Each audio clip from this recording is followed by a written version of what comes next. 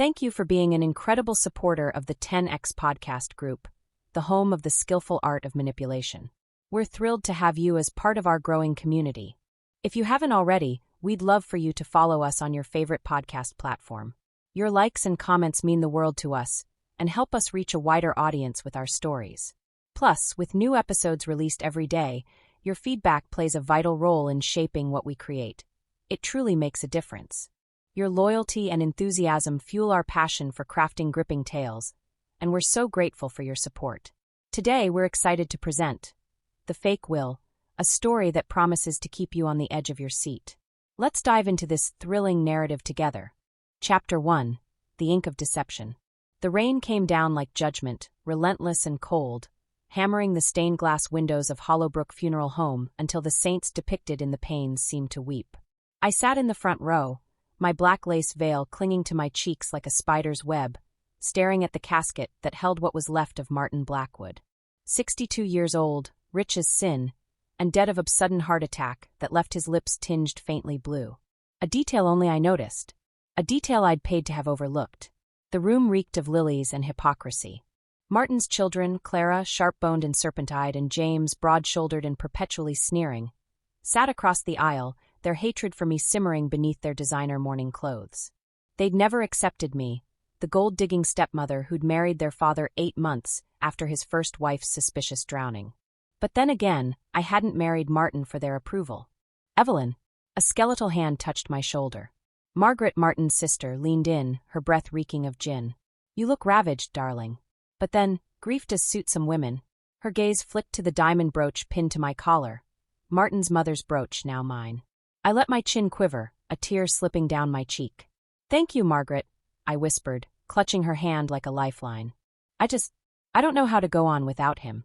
She recoiled, disgusted by my performance. Good. Let them all think I was a simpering fool. Let them underestimate the widow in black.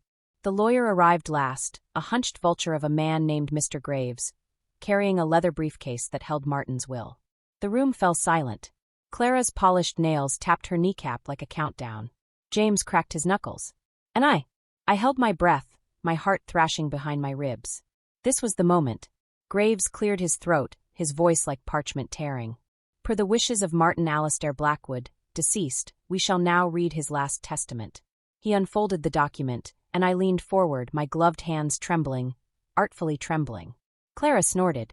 Get on with it. We all know she's got her claws in it. Graves ignored her. To my sister, Margaret, I leave the sum of $50,000 and my collection of vintage cognac. Margaret's lips pursed. A pittance. To my brother-in-law, Harold, I leave the lake house in Vermont. A choked gasp from Harold, who'd been begging Martin for that house for years. Then silence. Graves adjusted his glasses. My pulse roared in my ears. To my children, Clara and James. Clara sat straighter, triumph flaring in her eyes. I leave the sum of $10,000 each, and my hope that they find the humility their mother lacked. James shot to his feet. What? Graves continued, unflinching. All remaining assets, including the estate on Willow Lane, the stock portfolio, the art collection, and the majority shares in Blackwood Industries, are bequeathed solely to my beloved wife, Evelyn Marie Blackwood, to whom I owe my final years of happiness. The room erupted. Margaret shrieked. Harold shouted about lawsuits. Clara lunged across the aisle, her hand snapping out to grab my veil. You lying bitch, she spat, her French perfume cloying as poison. You forged this. You killed him. James yanked her back, his face purple with rage. We'll tear you apart in court, he growled at me. You'll rot in prison for this. I crumpled into myself, sobbing great, heaving sobs that shook my shoulders. Please. I just want to honor Martin's wishes. I reached into my clutch, pulling out a handkerchief monogrammed with Martin's initials. A prop. He told me he wanted to make amends. That he'd been too hard on you both. Liar. Clara's voice cracked. He hated you. He told me he was changing the will. He was cutting you out. A flicker of fear licked my spine. Changing the will? No. Impossible. I'd monitored him. I'd paid the housekeeper to alert me if he met with lawyers. I'd burned the original will myself, the one that left me nothing, and replaced it with this masterpiece. But Clara's rage felt rehearsed. Her tears too sharp. Graves slammed his fist on the podium. This document is legally binding. Any challenges will be settled in probate court. Now, if you'll excuse me. He hurried out, clutching the briefcase. The family descended on me like vultures, shouting, jabbing fingers. I let them think they'd won the battle. But as I fled to the parking lot, heels clicking on wet pavement, a hand seized my arm. Clara. Her grip was ice, her smile venom. You're not half as clever as you think, Evelyn. She leaned in, her lips grazing my ear. Sleep lightly. Then she was gone, swallowed by the storm. I slid into my car, hands steady now, and opened the glove compartment. Beneath a stack of registration papers lay the real forgery tools. A scanned copy of Martin's signature, a vial of his cologne to mask the scent of fresh ink, and a burner phone with a single contact, Graves. I dialed. It's done, I said. Transfer the final payment. Graves chuckled. You're a piece of work, Mrs. Blackwood. Let's hope the courts don't ask too many questions about that codicil. I stared at the funeral home, its windows glowing like a tomb. They won't. I made sure of it. But as I drove away, the rain blurring the world into shadows, Clara's words slithered through my mind. Sleep lightly. I wouldn't sleep at all. Chapter 2, The Ghost of Truth. The mansion felt like a tomb. Martin's absence seeped into the walls, the floors, the gilded mirrors that now reflected only shadows. I wandered the halls for days, my silk robe trailing behind me like a shroud, the echoes of my footsteps a hollow reminder of the silence I'd bought. But silence, I'd learned, was a liar. 3 days after the funeral, the courier arrived. I watched from the upstairs window as the young man in a crisp blue uniform approached the wrought iron gates, his motorcycle idling on the gravel drive like a wasp's nest. The security intercom buzzed, sharp and insistent. Package for Evelyn Blackwood, he said, his voice crackling through the speaker. My throat tightened. I hadn't ordered anything. Martin's lawyers had already sent the estate documents, and the family wouldn't dare contact me unless it was laced with arsenic. Leave it at the gate, I ordered, my finger jamming the intercom button. Needs a signature, he insisted. Corporate policy. Corporate. The word slithered into my ear like a threat. Blackwood Industries. I descended the staircase, my bare feet cold against the marble, and slipped a steak knife from the kitchen drawer into the pocket of my robe. Paranoia? No. Survival. The courier's smile was too bright, too practiced, as I scribbled my name on his tablet. The envelope was thick, cream-colored, embossed with the golden seal of Hartman and Krauss, LLP. Martin's real attorneys. Inside, a single sheet of paper. Last will and testament of Martin Alastair Blackwood.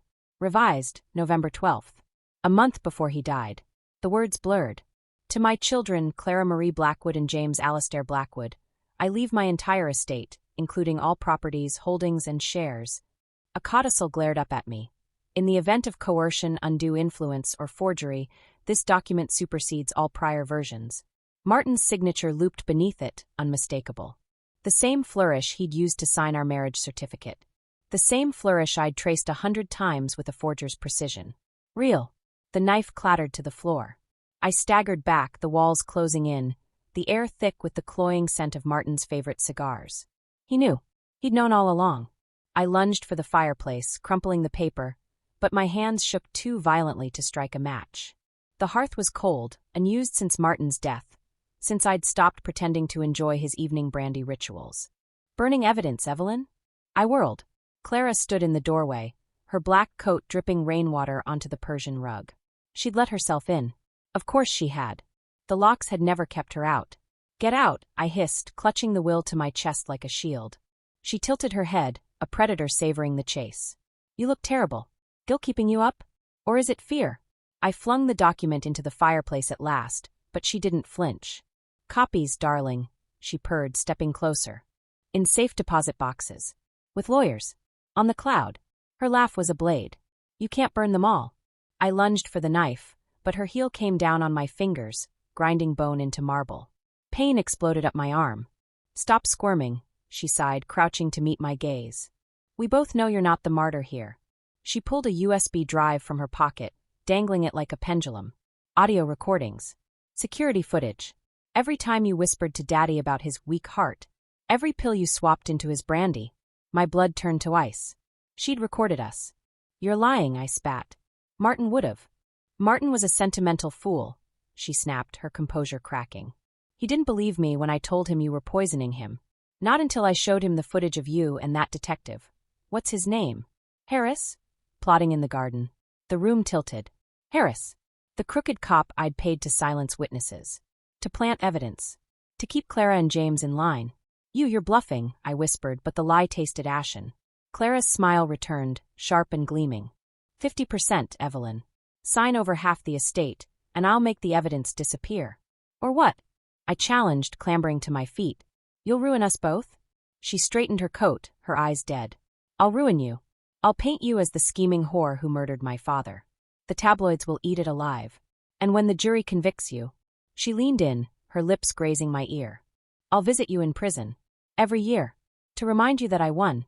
I said nothing. Let her think I was broken. Let her savor her victory. After she left, I crawled to Martin's study, my hand throbbing. The safe behind his portrait, our wedding portrait, yielded cash, passports, and a Glock 19. I traced the gun's cold barrel. Options. But first I dialed Harris. He answered on the second ring, his voice gravel and smoke. You seen the news? They're calling you the Black Widow of Willow Lane. I need you to plant something, I interrupted. A pause. What kind of something? Drugs. A gun. Something violent in Clara's apartment. He laughed. You're escalating. She has evidence, Harris. On both of us. The line crackled. Costs double. And I want a cut of the estate. Greed. The one language he spoke fluently. 10%, I lied. 15. Done. I hung up, then opened the bottom desk drawer. Beneath stacks of forged tax returns lay the other USB drive. The one I'd stolen from Martin's study weeks ago. The one labeled CC Clara Celeste. I plugged it in. Security footage. Audio files. Bank statements. And a video, time-stamped November 11th, of Martin confronting Clara in this very room. You think I don't know what you're doing? Martin's voice boomed. Siphoning funds? Manipulating the board? Clara, calm as a surgeon, sipped her gin. You'll never prove it. I'm cutting you out, he snarled. You'll get nothing. She set down her glass. You'll change your mind. Or Evelyn will make you. The screen went black. I leaned back, my pulse roaring. She'd wanted me to forge the will. She'd wanted Martin to change it. She'd played us both. But now I had my own evidence. The game had changed. Chapter 3. The Serpent's Bargain. The rain hadn't stopped for days. It sheeted down the mansion's leaded windows, distorting the world outside into a watercolor smear of grays and greens. I sat at the head of Martin's mahogany dining table, a half-empty bottle of Chateau Margaux sweating crimson droplets onto the polished wood. Clara's ultimatum coiled in my mind like a noose. 50% or destruction. But Clara didn't know I'd always been better at tying knots than wearing them. I invited her over at midnight. A time for predators. She arrived in a tailored pantsuit the color of dried blood, her hair slicked into a razor-sharp bob. No pretense of mourning now. The housekeeper, Mrs. Peabody, a prune-faced relic loyal only to Martin's ghost, led her to the study, shooting me a look that could curdle milk. Leave us, I ordered. The old woman hesitated, clutching her apron. Mr. Blackwood wouldn't have wanted. Leave, I repeated, soft as a scalpel. When the door clicked shut, Clara prowled the room, trailing her fingers over Martin's globe, his humidor, the silver-framed photo of his first wife. Lillian, drowned in their swimming pool after one too many martinis. Or so the coroner said. You must miss him, Clara said, not looking at me. All this quiet. I miss the man he was, I said, pouring 2 glasses of wine. Before the paranoia. The accusations. She turned, her smile a scalpel. You mean before he realized you were fucking the gardener? The chauffeur? The detective? The lie was effortless. Martin's delusions weren't my fault. She took the glass but didn't drink. Delusions? Is that what you call the photos I showed him? The ones of you and Harris in the tool shed. I let my hand tremble, let the wine slosh perilously close to the rim. He wasn't well. You know that. He saw threats everywhere. Clara set down her glass, untouched. Here's what's going to happen. You'll sign over 50% of the estate. Tonight. Or tomorrow. The Herald runs a front-page story about your affair with Harris. The pills in Martin's system. The fire in the toolshed last summer that conveniently erased Daddy's surveillance backups. I stared at her. The fire had been an accident. A stray spark from the grill. But Clara's gaze told me she'd rewritten that truth too. And if I agree, I whispered. She slid a contract across the table. Pre-written. Notarization lines already blank. We part ways. You keep your freedom. I keep my silence. I reached for the pen, then hesitated. How do I know you won't come back for the rest? Clara leaned in, her perfume. Lillian's perfume, I realized with a jolt, clinging to her like a shroud. Because I'm not you, Evelyn. I honor my deals. The lie was beautiful. Flawless. Almost, I believed her. I signed. Evelyn Marie Blackwood. The ink bled. She tucked the contract into her briefcase, then stood. Pleasure doing business. As she turned to leave, I let the facade crack. A single tear. A choked sob. Clara, wait. She paused, hand on the doorknob. What? There's something else. I opened the desk drawer, my movements sluggish with faux shame. Martin kept a journal. He wrote about you. About the money you stole from the company. Her spine stiffened. I pulled out the leather-bound book. A decoy I'd filled with forgeries last night. He was going to press charges. But I convinced him not to. For family. She snatched it, flipping to a random page. My forgeries were exquisite. Dates, amounts, transfers to offshore accounts. All traced back to her. This is garbage, she hissed, but her knuckles whitened. I wiped my eyes. Burn it then. But the lawyers have copies. The board, too. For the first time, Clara looked uncertain. The serpent sensing a larger predator. What do you want? She said coldly. I stood, circling her like prey. The USB drive. All copies. And your silence. She laughed, but it frayed at the edges. You're in no position to bargain. I stopped inches from her, close enough to see the Botox trembling beneath her skin. The journal's just the beginning. I have emails. Wiretaps. A recording of you threatening to smother Lillian with a pillow if she didn't sign the prenup. A lie. But Clara's breath hitched confirmation. You're bluffing, she said. I smiled. Test me. We stared, the grandfather clock ticking like a detonator. Then, slowly, she unclasped her briefcase and tossed the USB drive onto the table. Copies exist, she warned. I'm sure they do, I said, pocketing it. But now I exist in your head. Every deal, every lie, every midnight whisper. You'll wonder if I'm listening. She left without another word, her heels stabbing the marble. I waited until her car's taillights vanished, then spat the tear-inducing eye drops into a handkerchief. The contract she'd brought? A fake. The notarization lines? Forged. Clara's signature? Traced from a charity donation form. But she didn't know that. I called Harris. He answered on the first ring. Well, she took the bait, I said, flipping through the real journal, the one where Martin detailed Clara's embezzlement. Plant the evidence tonight. And Harris? Yeah. Make it messy. Chapter 4, Blood in the Garden. The storm had teeth. It gnawed at the mansion's slate roof, howling through the chimneys, as if the ghosts of every Blackwood who'd ever died here were screaming for vengeance. I sat in the conservatory, the glass walls rattling around me, nursing a glass of bourbon that did nothing to warm the ice in my veins. Harris's text glowed on my phone, evidence planted. Cops en route. Stay clear. Clara would be arrested tonight. The thought should have tasted sweet. Instead, it sat like ash on my tongue. The garden outside was a chaos of thrashing hedges and drowned roses, the fountain overflowing with rainwater. I'd always hated that fountain, a vulgar marble monstrosity of cherubs and nymphs commissioned by Lillian. Martin refused to remove it. A reminder, he'd said, of where sentimentality leads. A shadow moved beyond the glass. I froze, the bourbon sour in my throat. The security system hadn't alerted me. The motion sensors hadn't flickered. But there, between the lightning strikes, a hulking silhouette stalked the terrace. James. The French doors burst open, wind and rain slashing into the room. He stood dripping in the threshold, his suit clinging to muscles honed by years of rugby and rage. In one hand, a bottle of Macallan, in the other, a fire poker gripped like a baton. Hello, stepmom, he slurred, slamming the doors shut. I rose slowly, my phone slipping into the pocket of my silk robe. You're trespassing, James. He laughed, a sound like gravel in a blender, and swigged directly from the bottle. Amber liquid spilled down his chin. Trespassing? This is my house. My inheritance. You're the squatter. The fire poker dragged along the floor as he advanced. I calculated distances, the panic button under the side table, the letter opener in the desk drawer, the gun upstairs. All too far. Clara's been arrested, I said, stalling. Embezzlement. Drug trafficking.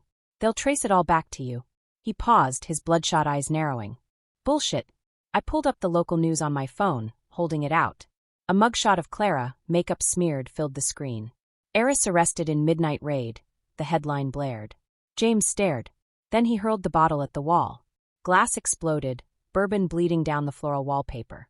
You bitch. He lunged. I ducked, the fire poker whistling past my ear, and embedding in the bookshelf. First editions rained down, Shakespeare, Dickens, all Martin's pristine trophies. She set you up, I hissed, darting behind the grand piano. She's been stealing from the company for years. Framing you. A lie, but James was drunk enough to bite. He wrenched the poker free, splintering wood. Liar. Clara's the only one who gave a damn about me. Then why did she transfer $500,000 to your offshore account last month? Another lie, smooth as silk. Why do you think the cops are coming here next? He faltered. I saw it, the flicker of doubt. The Blackwood curse.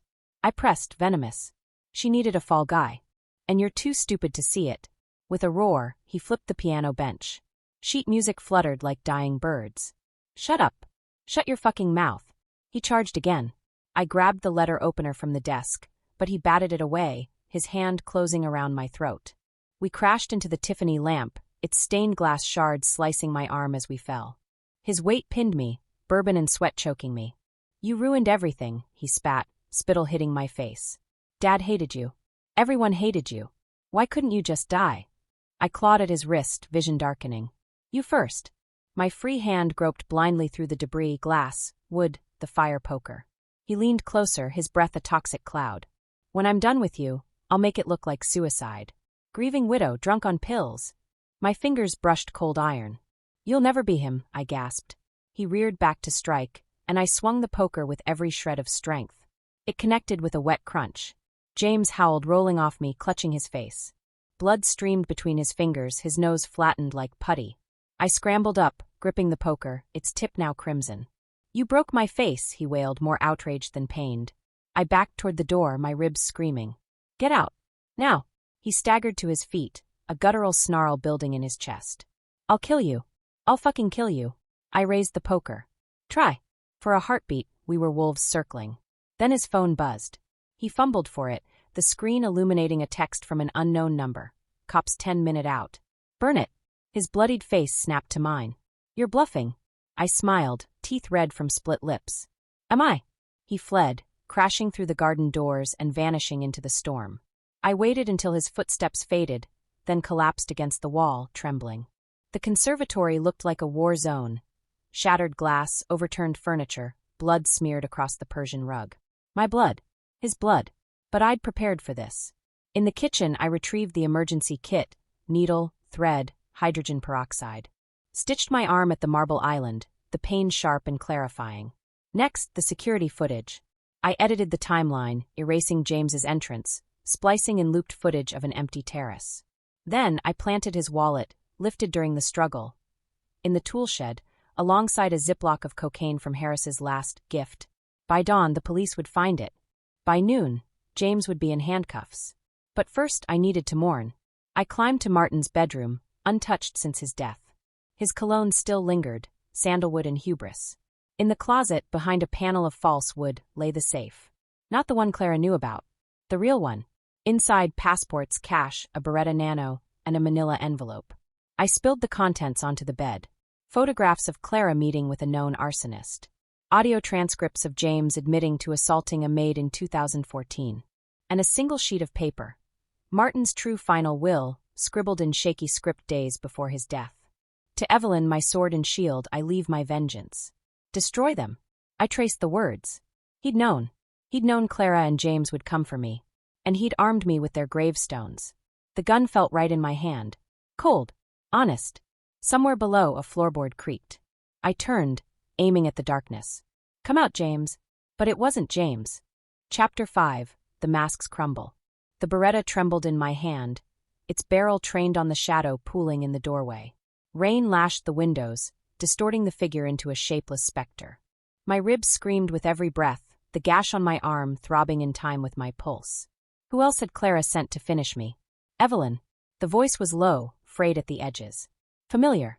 Detective Harris stepped into the dim light of Martin's bedroom, his leather jacket dripping rainwater onto the Persian rug. His face was haggard, stubble peppering his jaw, eyes bloodshot and restless. In his hand, a manila folder, thick, dog-eared, dangerous. You're supposed to be gone, I hissed, finger tightening on the trigger. I paid you to disappear. He tossed the folder onto the bed, its contents spilling out, grainy surveillance stills of Clara and James meeting with a wiry man in a diner booth. A face I recognized from the news. Milo Voss. Arsonist. Bombmaker. Ghost. You didn't pay me enough, Harris said, his voice gravel and nicotine. Clara offered double. Triple, if I brought her your head on a plate. The barrel of the Beretta didn't waver. And yet here you are. Alone. He smirked, a cracked, ugly thing. I'm a businessman, Evelyn. I let the highest bidder win. He nodded at the folder. Turns out you're both full of shit.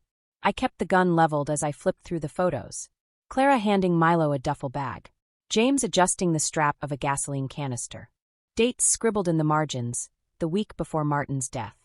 They hired him to burn the estate, Harris said. Insurance fraud.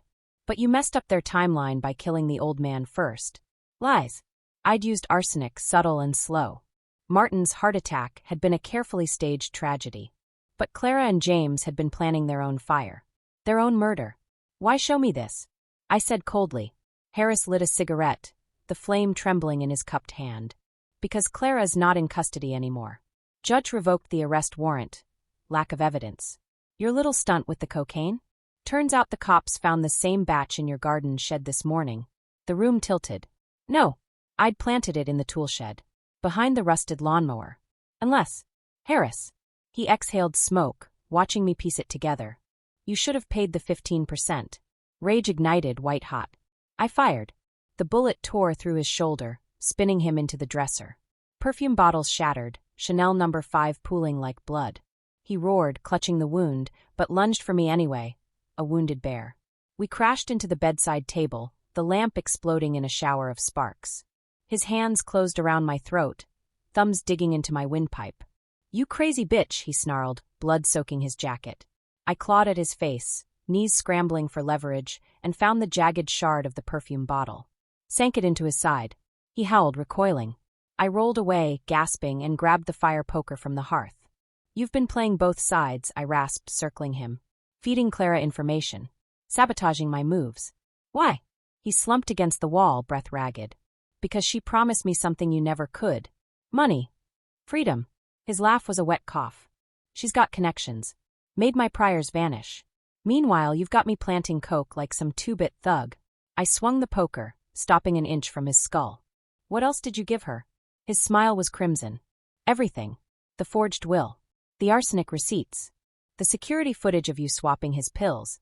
Ice flooded my veins. He'd given her the noose. But here's the kicker, he wheezed. She's not keeping her end. Cops are coming for me now. That coke in your shed? Trace back to my evidence locker. She's tying up loose ends. I lowered the poker. And you came here to warn me? To make a deal. He spat blood onto the rug. You've got dirt on her. I know you do. We take her down together. Split whatever's left. The detective's eyes were desperate, wild. A cornered animal. I'd seen that look before, in Martin, the night he'd begged me to stay as the arsenic curled through his veins. All right, I said softly. A deal. I extended my hand. He reached for it, and I slammed the poker into his temple. His body folded limp onto the floor. But I don't share, I whispered. Rifling through his pockets, I found a burner phone, a switchblade, and a keycard for the Blackwood Industries archives. The last made me pause. What had he been searching for? Downstairs, sirens wailed. Red and blue lights strobed through the broken conservatory windows. Clara's doing. She'd sent the cops to bury me with Harris's corpse. I dragged him to the secret panel in the closet, the one that led to the wine cellar. His body thumped down the stone stairs, landing in a heap beside Martin's 1947 Chateau Cheval Blanc. Poetic. The safe. I needed the real will. The passports. The cash. But as I reached for it, my fingers brushed something else, a velvet box. Inside, a diamond pendant. Lillian's pendant. And tucked beneath it, a letter. Asterisk, dearest Evelyn. If you're reading this, I'm dead and you've survived. Forgive the tests. The mistrust. The lies. They were necessary. Clara and James killed Lillian. They will kill you too, unless you strike first. Use the tools I've left. Burn it all. Yours in life and death. Martin asterisk. The words blurred. He'd known. Known about Lillian. Known about them. And he'd let me marry him anyway. Let me believe I was the hunter, not the prey. The sirens stopped. Car doors slammed. I stuffed the letter into my bag, grabbed the cash and gun, and slipped into the secret passage behind the safe. A tunnel leading to the old stables. Martin's final gift. But as I crawled through the damp stone throat, a voice followed me, shrill and triumphant from the bedroom above. Find her. She's here somewhere. Clara. The game wasn't over. Chapter 6. The Puppeteer. The tunnel reeked of damp earth and rot, the walls pressing in like the ribs of some long-dead beast. I crawled on hands and knees, the Beretta scraping against stone, Martin's letter burning a hole in my bag. Clara and James killed Lillian. The truth should have shattered me. Instead, it crystallized into something cold and sharp. A weapon. The passage emptied into the derelict stables, the air thick with the ghosts of thoroughbreds and hay. Moonlight speared through cracked boards, illuminating a rusted pickup truck, Martin's hunting vehicle, kept for emergencies. The keys dangled from a nail, coated in cobwebs. I drove blind, headlights off, navigating backroads swallowed by fog. The safe house was a lakeside cabin Martin had bought under a shell company, a place he'd shown me once when he was drunk on power and Chivas Regal. For when the wolves come, he'd slurred, tracing the scar on my thigh, a souvenir from Clara's first attempt to scare me off. The cabin was a tomb frozen in time. Dust sheeted the furniture. A moth-eaten stag's head glared from the wall. In the bedroom, a safe behind a tattered landscape painting yielded cash, a second passport, Elena Marquez, photographer from Barcelona, and a dossier thicker than my guilt. I poured a finger of expired bourbon and spread the dossier on the kitchen table. Photos of Clara, age 16, standing over Lillian's bloated body in the pool. Audio transcripts, she's finally dead. Now it's just us, James. Bank statements showing monthly transfers from Clara to a private investigator, to dig up dirt on me. And a deed to the cabin signed by Martin, dated 2 days before his death. Burn it all, he'd written. But I wouldn't. Not yet. The burner phone Harris had carried buzzed in my pocket. Unknown number. I answered, silent. I know you're alive. Clara's voice crisp as a razor. And I know where you are. I remained still, breath shallow. She laughed. The cabin, Evelyn? Really? Daddy took me there when I was 12. Taught me how to shoot. A pause. Taught me how to hide bodies. The line went dead. They'd come at dawn. I worked through the night. The cabin's porch became a war room. Tripwires strung with tin cans. Gasoline trails snaking through dry brush. The stag's head rigged with a flashbang grenade. And in the cellar, a surprise borrowed from Milo Voss's playbook. A propane tank jury-rigged to a motion sensor. But traps wouldn't be enough. Clara was a Blackwood. She'd expect fire. So I gave her something else. At first light, I dragged a rowboat to the lake's edge, filled it with my clothes, a wig, and the Elena Marquez passport. Shoved it into the water, a bullet hole in the hull. Let it sink halfway. Then I waited in the trees, the Beretta's scope trained on the road. They arrived in a black SUV, silent as a coffin. Clara stepped out first, her hair braided for war, a hunting rifle slung over her shoulder. James followed, his face a Frankenstein mask of stitches and fury. And behind them, Milo Voss, twitchy and gaunt, clutching a duffel bag. Check the cabin, Clara ordered. James kicked in the door, his boots crunching glass. Milo slunk behind him, tossing a flashbang inside. The explosion rattled the trees, crows scattering like ashes. Clear! James shouted. Clara lingered on the porch, scanning the lake. Her gaze snagged on the half-sunken boat. James, she barked. The lake. He lumbered to the shore, peering at the wreck. It's her. She's in the water. Clara raised her rifle, aiming at the boat. Then shoot her. But the evidence. Shoot her. James fired. The boat erupted in splinters. The wig floated to the surface, blonde strands swirling like dead seaweed. Clara lowered the rifle, satisfaction curdling her lips. Pathetic. That's when the stag's head exploded. The flashbang blew out the windows, sparks igniting the gasoline trails. Flames raced toward the propane tank. Clara dove for cover as the cabin detonated, the blast wave hurling James into the lake. Milo ran, not toward the chaos but away into the woods. Smart rat. I tracked Clara through the scope. She crouched behind the SUV, face smeared with soot, screaming into her phone. She's here. Find her. Kill her. I fired. The bullet punched through the SUV's windshield, missing her by inches. She rolled, returning fire blindly, rounds chewing the trees above me. I moved, circling downwind. The forest was thick, the ground spongy with pine needles. Clara's breaths echoed ahead, ragged and furious. You think you've won, she shouted. You're just his whore. A tool he used to punish us. I stepped into a clearing. She stood across from me, rifle raised. He knew, I said. About Lillian. About you. Her finger twitched on the trigger. He chose me. I was his blood. His heir. Then you slithered in, legs open, whispering lies. You killed his wife. She wasn't my mother. The words tore from her, raw and bleeding. She was a placeholder. A weak, sniveling cow who cried every time he looked at another woman. I did him a favor. The admission hung between us, rancid and sweet. I lowered the beretta. You're right. Her brow furrowed. Martin used me, I said. Just like he used you. But I'm done being his puppet. I tossed the dossier at her feet. Take it. The evidence, the photos, it's yours. I'll disappear. You'll never hear from me again. She hesitated, then crouched to retrieve it. Greed outmuscled caution. That's when I detonated the propane tank. The blast knocked her off her feet, the dossier scattering into the flames. I ran, the forest swallowing me whole, as Clara's screams chased the crows into the sky. Chapter 7. The Fire. The cabin's explosion painted the dawn in hues of hell, amber and ash, smoke clawing at the sky like the damned.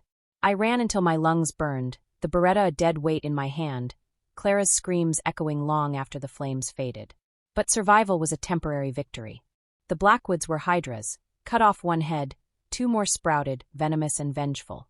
I holed up in a motel on the edge of the city, its neon sign flickering vac-NCY like a taunt. The room reeked of mildew and regret, the carpet sticky with the ghosts of 1,000 bad decisions. I spread Martin's dossier on the bed, the photos of Clara and Lillian staring back, their faces warped by water damage and time. Burn it all, he'd written.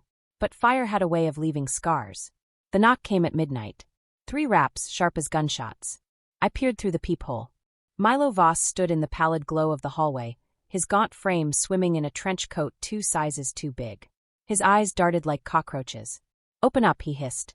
Or I'll tell Clara where you are. The chain rattled as I let him in. He lunged for the dossier, but I pressed the beretta to his throat. Why'd you run? I demanded. He grinned, teeth yellowed and crooked. Same reason you did. Clara's a bad investment. He tossed a USB drive on the bed. Security footage from Blackwood Industries, timestamped the night of Martin's death. Clara, in a lab coat, slipping into the pharmaceutical vault. James, minutes later, pocketing a vial of potassium chloride. They framed you, Milo said. But you already knew that. I kept the gun steady. What do you want? A partnership. He licked his lips. Clara's got a safe in the old textile factory. Cash. Bonds. Enough to vanish forever. And you need me to open it, I guessed. He nodded. Biometric lock. Martin keyed it to his bloodline. Clara's thumbprint. James's retina. You get me in, I'll split it 60-40. I laughed. You'll shoot me the second that safe opens. Maybe. His grin widened. But you're out of options, aren't you? He was right. Clara owned the cops, the courts, the city. My face splashed across every screen, Black Widow killer. The cabin's ashes had only fed the myth. 70-30, I said. Deal. The factory loomed like a rotten tooth, its windows boarded, walls scabbed with graffiti. We slipped through a rusted service door, Milo's flashlight cutting through the gloom. The air stank of diesel and decay, the floor littered with syringes and rat carcasses. 3rd floor, Milo whispered. The stairs groaned underfoot, each creak a siren. Clara's safe room was a vault of steel and paranoia, the biometric panel glowing like a cyclops's eye. Milo gestured to the handprint scanner. Your turn. I pulled Clara's severed thumb from my pocket, souvenir from the cabin's blast, and pressed it to the screen. Jesus, Milo breathed. The door hissed open. Inside, stacks of cash, gold bars, and a wall of surveillance monitors. Feeds from the mansion, the police station, even the motel I'd just fled. Clara had been watching. Always watching. Milo lunged for the gold. Wait! I grabbed his arm. She'd never leave this unguarded. A shadow shifted. James emerged from the darkness, his face a grotesque mask of burns and stitches, a shotgun leveled at my chest. Miss me, stepmom? I fired first. The Beretta's report deafening in the confined space. James staggered, the shotgun blasting a hole in the ceiling. Plaster rained down as we scrambled, Milo grabbing cash, me diving behind the steel desk. James reloaded with feral precision. Clara said you'd come here. Said you're predictable. And you're pathetic, I spat. Her attack dog, even after she left you to burn. He roared, charging. I vaulted the desk, the shotgun's buckshot shredding monitors into sparks. Milo hurled a gold bar at James's head, a hollow clang, and bolted. Traitor! I screamed after him. James tackled me, his hands closing around my throat. I'll make you scream, he snarled. Make you beg like Lillian did. His breath reeked of sepsis and madness. I groped for the Beretta, lost in the chaos, and found the USB drive instead. Jammed it into his bullet wound. He howled, recoiling. I grabbed the shotgun, pressed it under his chin. Say hello to Daddy. The blast painted the walls. Milo was gone, the cash and gold with him. But he'd missed the real prize. A deed to an offshore account, numbers scrawled in Martin's hand. $87 million. And a key taped to the back. Safety deposit box 214. The factory door creaked open. Clara stood silhouetted in moonlight, her rifle raised. You're late, I said, James's blood cooling at my feet. She stepped inside, her gaze flicking to the safe. Where's Milo? Gone. Like you'll be. She laughed, cold and hollow. You really think you've won? That money's cursed. Martin stole it from the mob. They'll hunt you to the ends of the earth. I leveled the shotgun. Then I'll spend every penny making sure you're in the ground first. We fired in unison. The world exploded. Chapter 8, The Witness. The gunshots tore through the factory like twin screams. Clara's bullet grazed my shoulder, spinning me into the steel safe door. Mine hit her thigh, painting the concrete crimson. We collapsed in unison, gasping, the acrid stench of gunpowder and blood thickening the air. She laughed first, a wet, ragged sound. Look at us. Two vipers biting each other's tails. I pressed a hand to my bleeding shoulder, the pain a white-hot brand. You missed on purpose. Her smirk was ghastly in the flickering monitor light. And you aimed for my leg. Sentimentality, Evelyn? Or just bad luck? Neither. I needed her alive. The safety deposit box key burned in my pocket, but Clara alone knew where box 214 was hidden. Martin's final joke, split the secret, split the prize. The factory door groaned. Milo slunk in, a duffel bag of stolen cash slung over his shoulder, his rat eyes gleaming. Ladies. Hate to interrupt, but the cops are 5 minutes out. Clara's little friends at the precinct finally grew spines. Clara dragged herself upright, leaning on a shattered monitor. Get me out of here. I'll double whatever she's paying you. Milo glanced at me, feigning sympathy. Sorry, love. Business is business. He raised his pistol, but aimed at Clara. She froze. You're making a mistake. Nah, he cocked the hammer. You're bad for my health. I lunged, tackling him as he fired. The shot went wide, punching into a propane tank. The explosion hurled us apart, flames ripping through the factory. Milo's duffel bag caught fire, cash becoming ash. No, he wailed, batting at the flames. Clara limped toward the exit, clutching her leg. You'll burn for this, Evelyn. I crawled after her, the inferno chewing at my heels. Outside, dawn bled into the sky, sirens wailing in the distance. Clara vanished into an alley, but Milo lay trapped under a fallen beam, his leg mangled, the key to box 214 glinting in his fist. Help me, he begged, extending the key. It's yours. Just pull me out. I crouched, prizing the key from his fingers. Where's the box? Beneath the old courthouse. Stairs behind the records room. Please. The beam creaked, flames licking his coat. I walked away. His screams followed me down the alley. The courthouse was a mausoleum of marble and lies. I slipped in through a service entrance, the key biting into my palm. The records room stank of mildew and bureaucracy, floorboards groaning underfoot. Behind a shelf of dusty probate files, a hidden staircase spiraled into darkness. Box 214 was rusted, unremarkable. Inside, a flash drive, a diamond necklace, and a stack of letters bound in black ribbon. The first letter sucked the air from my lungs. Asterisk, dearest Evelyn. If you're reading this, I've failed to protect you. Clara and James killed Lillian. I knew. I let them. Her weakness was poisoning the family. But you are my masterpiece. My blade in the dark. The $87 million is yours. Use it to destroy what remains. And when you're done, remember. The game never ends. Yours. Martin Asterisk. The words blurred. He'd groomed me. Not as a wife, but as a weapon. A scalpel to excise his own rot. The flash drive held videos. Clara, age 14, holding Lillian's head underwater. James, 12, sobbing as he handed her the pills. Martin, watching from the shadows, smiling. And a final clip, Martin's labored breath as he typed the forged will, whispering, "Make them fight. Make them burn." The diamond necklace was Lillian's. A wedding gift. A shackle. I pocketed it all, my hands steady, my soul splintering. The mob found me at dusk. They cornered me in the parking garage of the abandoned mall. 3 men in tailored suits, their silence more threatening than guns. The leader, a silver-haired ghost with eyes like smoked glass, stepped forward. "Ms. Blackwood, you've been spending our money." I leaned against my stolen sedan, feigning boredom. Martin stole it first. He smiled, a thin crack in stone. We know. We let him. A man like Martin, useful, until he isn't. His gaze flicked to the bandage on my shoulder. Clara's work. She's persistent. Persistence is overrated. He tossed me a burner phone. You have 48 hours to return every penny. Or we'll collect in flesh. Starting with yours. They vanished like smoke. I dialed Clara. She answered on the first ring. Ready to die? Ready to deal, I said. The mob wants their money. I have a plan. Silence. Then, meet me at the docks. Warehouse 12. Come alone. The warehouse was a cathedral of rust and shadows, the stink of dead fish and diesel choking the air.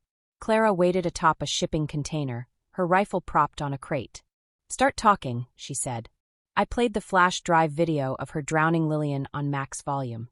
The sound of her teenage laughter echoed off the metal walls. Her face paled. Where did you get that? Martin's goodbye gift.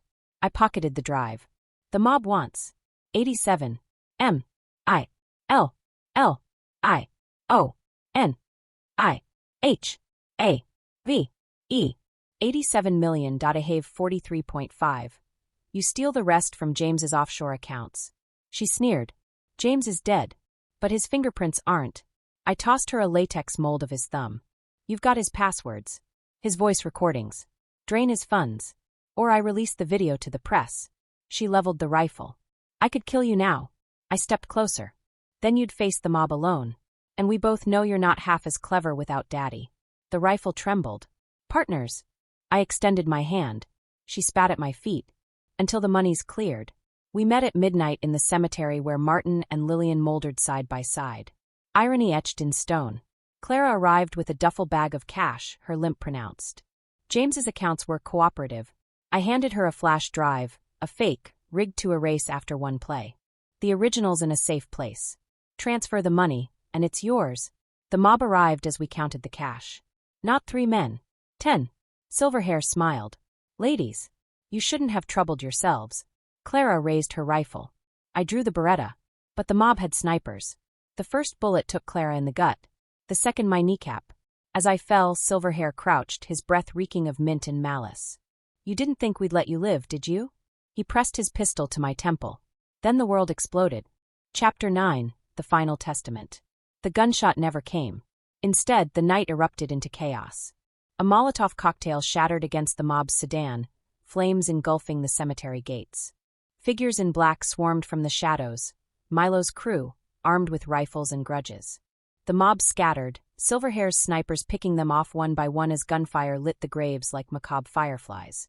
Clara writhed on the ground, her hands slick with blood, her rifle abandoned. I crawled toward her, my shattered knee grinding bone against earth. Why? She gasped, her breath bubbling red.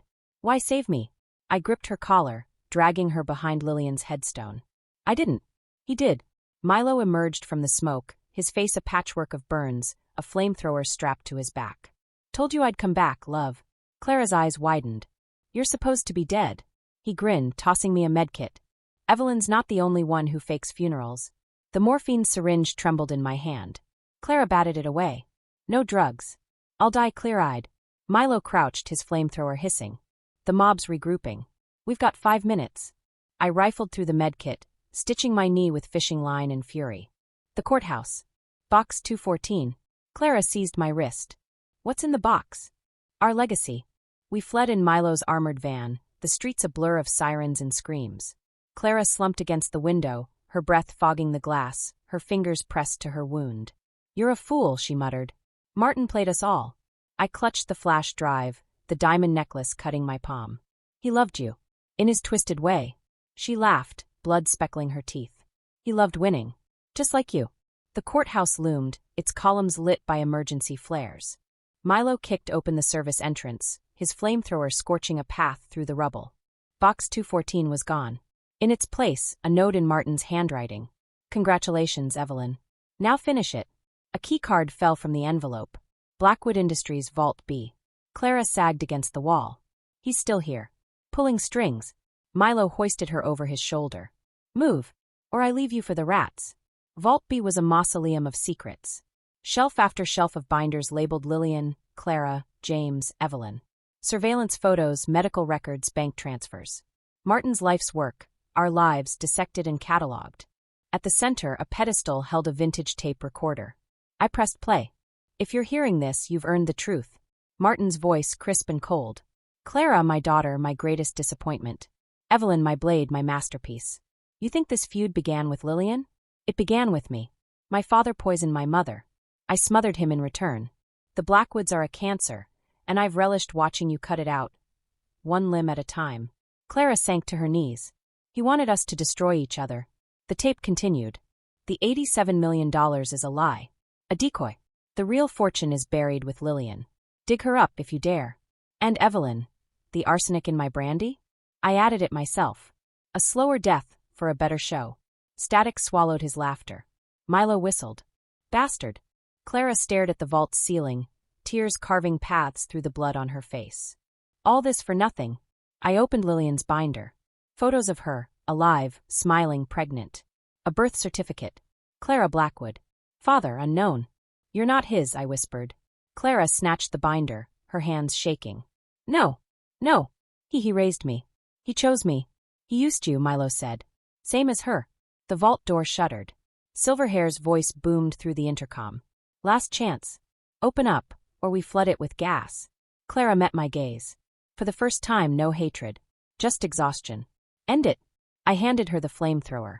We stood back to back, Clara torching the shelves, Milo rigging C4 to the supports. The mob's drills whined against the door. How long? I shouted over the flames. 2 minutes. Milo tossed me a detonator. The tunnel's clear. Go. Clara didn't move. I'm staying. I grabbed her arm. No. She wrenched free, her eyes reflecting the inferno. This is where I belong. With him. With her. The vault door cracked. Silverhair's snarl cut through the smoke. Burn them. Clara shoved me into the tunnel. Run. Milo dragged me away as the charges detonated, the blast wave hurling us into the river.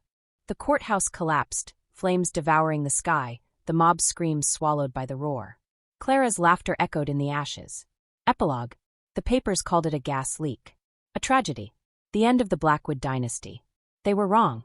In a safety deposit box in Zurich, a final will waits. Forged in Clara's name, leaving everything to a nameless beneficiary. A ghost.